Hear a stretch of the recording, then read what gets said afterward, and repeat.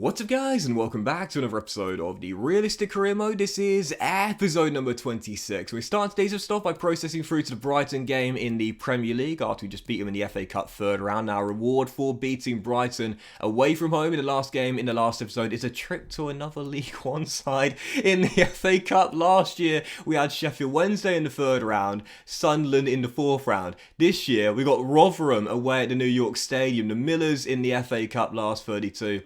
Docks and facing League One sides in the FA Cup. Name a more iconic duo. Still following a win against Brighton. We saw, funny enough, the guy that scored the dagger at the Amex, Nathan Redmond, wanted by Graham Potter. Of course, we turned it down. He's just signed an extension. Wouldn't be realistic for him to leave a few weeks later, but I had to accept this bid for Realism. Yep, he was wanted by Ajax in the summer, but the bid that Ten Hag put in was too low for me to take seriously. However, I had to accept this one. Yep, Jan Bednarek, our Polish centre-half, came from Lech Poznan a few years ago. He's 79 rated, a solid centre-half alongside Salisu, but it was a move to an Italian giant, and realistically, I couldn't turn it down. Yep, Juventus put a bid in for Bednarek. We negotiated up to 26 million, which to me is a realistic fee. Year and a half left on his deal.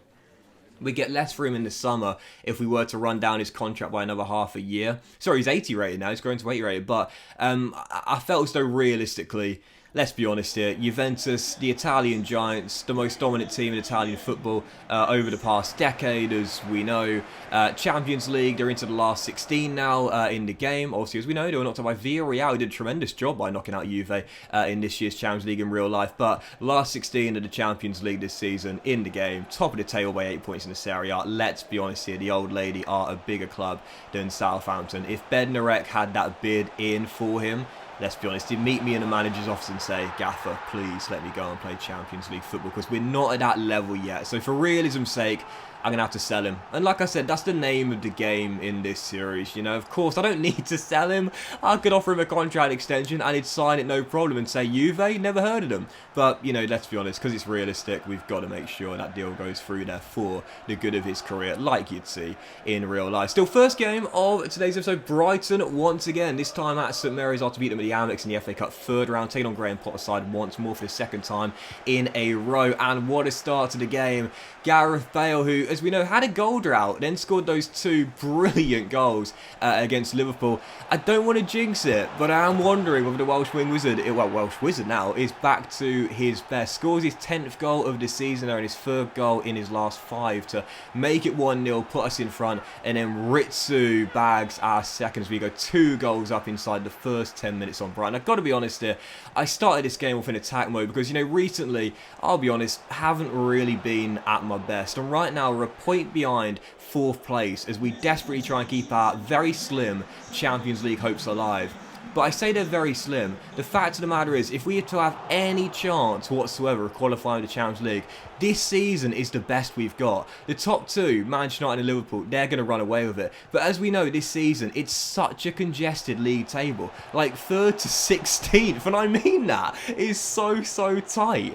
There's very few points separating Champions League teams to bottom half of the table clubs. So if we're to ever have a chance of qualifying the Champions League, this is a golden opportunity with the way the season has panned out so far. So taking on Brighton in attack mode here, looking for back-to-back wins. And again, after a really dominant first half, we were leading by 2, but really, we should have been home and dry by the break. I had so many chances. Sanchez made some great saves. And in the second half here, not too many chances in the second half, to be fair. I kind of ran out of steam a little bit after I played some really high-energy football in the first half. But we had a couple of golden chances for Ritsu to bag his brace in this game. First, a great save by Sanchez, and then 79 minutes in. Goodness gracious me, how is he stuck on 1 goal in this game? First it's the woodwork, and then his follow-up shot went across the goal line and had to be kept in by Perot as it was trickling out for a throw-in. So still leading by 2. Felt as though the game was done though. I had no problems with Brighton in the match whatsoever until they got one opportunity with 5 minutes to go. Pascal turns his man, rolls it across the Wundav, beats Jan Bednarek, and Raya bails me out. And it was one of those like bizarre games where you dominate for 80 minutes and then the final 10, well, you know late goals are so common common in FIFA, as we know. He scored one in stoppage time in the very last game against Brighton in the FA Cup. But, you know, it's crazy. I dominated for 80 minutes, and in the final 10, Brighton woke up, half the deficit, Undav heading past Raya, and thankfully we had to hold on for a 1-goal lead. I should have been like home and dry at half-time, leading 4-0. In the end, I only won it by a goal. And again, because of how tight it is right now in the table, it may well come down to goal difference, the European position. So that game right there, and I know this sounds crazy, but you saw the stats, 11 shots, higher XG, and we had so many opportunities to hit the woodwork. Sanchez made some great saves. I know it sounds crazy, but a 1-goal win is what you'd actually consider to be a bit of a missed opportunity. A chance to extend our goal difference there, and I gotta be honest, like, I kind of blew it. I mean, we got the win, don't get me wrong, but it should have been a win by more goals to help our goal difference, which again, could be the deciding factor this season in European standings. Still, for the second game of today's episode, you saw that Ferry has been approached to leave on a free, as is Theo Walcott. Whether those deals go through, do you know what? Like, I don't mind too much. Like I said, realism is the name of the game in this series, but I can't do anything about players getting poached away on pre-contracts. If they leave to unrealistic destinations, I can't do much about it. That's just how it is, unfortunately. So if those deals go through, then fair enough. I guess they're not what you'd call beyond the realms of possibility either. But yeah, I can't do anything to get Walcott to go to, I don't know, the Championship, for example. And I can't get Ferry to go down to League One. If they go to foreign clubs, which again, isn't beyond the realms of possibility, to be fair. But it is slightly more unrealistic. I can't do much about it. They're pre-contracts. I can't turn them down.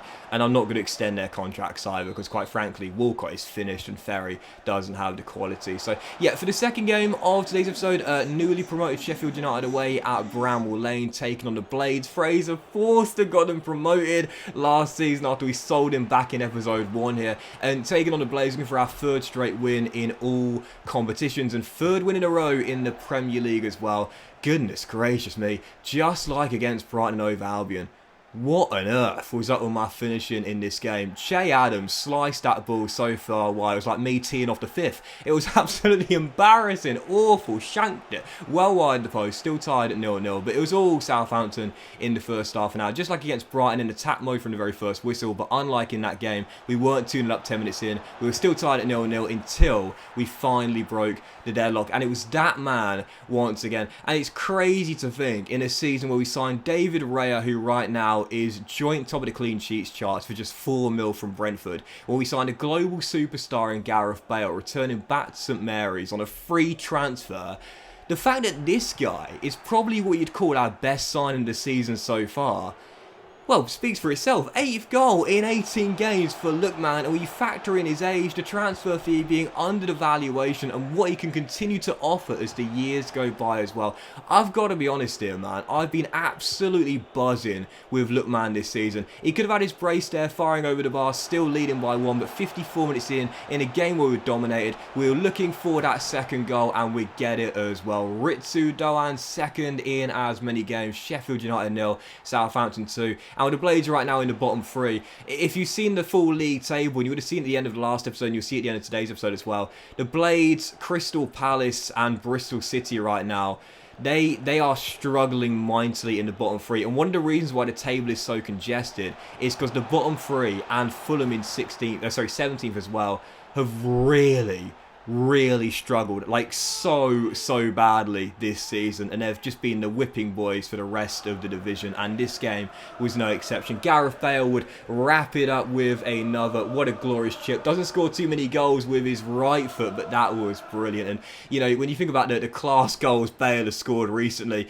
you got to say it's realistic as well. I mean, his brace against Austria last week, my goodness, the second goal was a glorious strike, but the first, that free kick was just absolutely brilliant. Proper strike, that one. Top bins. And what a man of the match display from Bale last week against Austria in the qualifier. But even so, it scored our third goal in this game, almost got an assist for our fourth, and then with 5 minutes to go, a chance to make it 4. And really, this was just one of those games where I should have won by more. In the end, a 3-goal scoreline. And like I said in the win against Brighton, was kind of a little bit underwhelming, if you will. We should have won like 5 or 6 0. Look at the stats here: 14 shots and 4.6 xG. But hey, listen, the wins are the most important thing. In his final game for the club, Bednarek put in a man of the match display. He was a rock at the back in this one in a 3-0 victory. And you'll see come the end of the game, he said, "I've given you 2 more wins as part of the back line, but that is me gone to Turin. Gaffer, thanks for the service. Southampton, thanks for the memories, but I got to make this move to the Champions League." Yep, farewell to Jan, off for 26 million. And for Realism, I got to say, it was the right thing to do. Sad to lose an 80 rated centre-half. He's class on his day. Really, really solid. But again, for Realism, Southampton to Juventus, playing Champions League football, right thing to do. Farewell and thanks to the memories, Jan. That bumps our budget up to around £24 million. But the question is, after back-to-back wins, 3 wins in a row in the Premier League and back into the top 4 as well, with 15 games to go, do I trust my side can stay where we are in a Champions League spot without replacing Jan, or do we spend the money in the final couple of weeks and bring in a replacement for our Polish centre-half? I guess we'll have to wait and see, but that will in today's episode of the Realistic Career, guys. Big fan of watching. Enjoyed it. If you like, myself, you'll have a fantastic day, and I'll see you for the next episode featuring the second leg of our EFL Cup semi-final against Arsenal at St Mary's very soon.